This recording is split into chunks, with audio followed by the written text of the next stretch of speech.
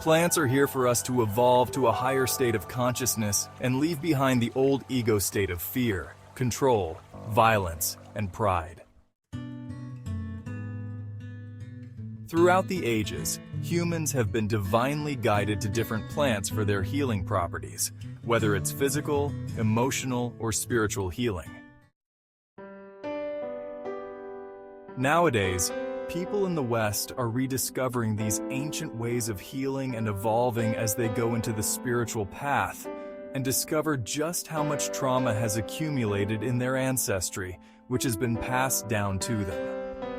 Trauma in the form of violence, fear, control affects us in our everyday lives, and these traumas can be released through the higher vibration of plants. People work with psychedelic plants such as vines like ayahuasca or cacti like peyote or San Pedro, or even fungi, also known as psilocybin mushrooms, which is not really a plant, but they are all included in the realm of higher consciousness. When we ingest plants of higher consciousness, the ego darkness within us is purged out and released, leaving us free to operate from a higher state of being. The power of focus is of utmost importance in spiritual evolution. More than being against something, such as meat eating, animal slaughter, or the carnist mindset, it's more important to be for something, to shift your focus onto what you want to create. You can be for consuming plants and learning from them as spiritual teachers. If you are focused on being against something, the mind and attention are still consumed with whatever you are against, and the mind ends up attracting and manifesting more of the undesirable. But there is a different way. Focus on the higher state that you desire.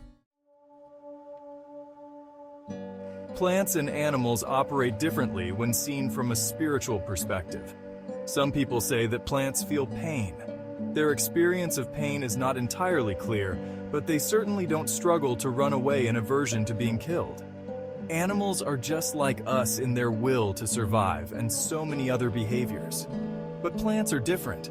Plants are naturally stationary and still for a reason.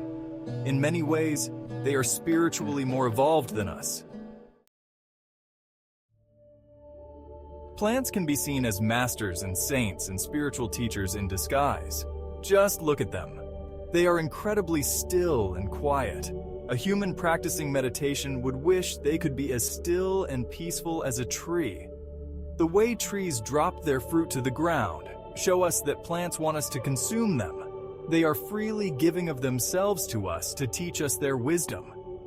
If you consume a large cup of celery juice and sit in meditation, you will know the power of stillness within a plant. Celery, which is upright and straight, will teach you about meditation. Yes, celery can be a Zen master. Plants are master teachers. Trees have long been symbols of wisdom and growth. Many people, myself included, find solace and inspiration beneath their branches, feeling the profound connection to nature and the universe. Trees offer us their silent strength. Plants are freely giving of themselves. It is reminiscent of a verse in the Gospel of Matthew chapter 26 that talks about how Jesus broke the bread and gave it to his disciples, saying, "Take and eat. This is my body," and the wine saying, "Drink from it, all of you. This is my blood of the covenant." This reminds us that master teachers are not attached to their bodies and are completely selfless, giving of themselves completely till their last breath. In the same way, plants are a symbol of these saints and sages and freely give of themselves. There is a reason that a human mind generally feels calm among trees or plants. Their stillness reflects the divine.